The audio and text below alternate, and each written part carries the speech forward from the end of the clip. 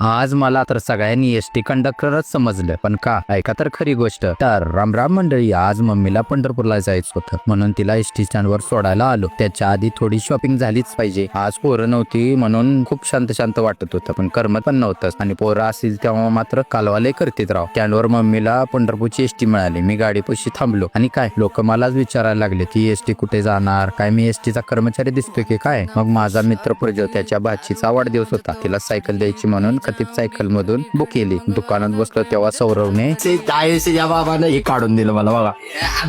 जी PUBG खेळते ती किंवा बीजा माझ्याकडे त्यांनाच माहित. मी तिकच म्हणतो काय 10 युसिक माहिती नंबर का तर भाऊ. आणि अमोलने काल गडबडीत पाण्याच्या बादल्या बाहेरच विसरला होता. त्या अतुल भैयाने माझ्या दुकानात लपून ठेवल्या होत्या. तो बघायला आला होता, पण माझ्या न घेऊन गेलेल्या झाडांवरच हसू लागला. मीच त्याला दाखवलं, हे बघ बादल्या, परत विसरून जाऊ नकोस. मग दुकानाचं काम पूर्ण करलो आणि निघालो पोरांना आणायला. पण पुढे जे पंढरपूरच्या रस्त्यावर घडलं ते तुम्ही पाहून थकच पाल. आपण भेटू सेकंड पार्ट मध्ये. राम राम.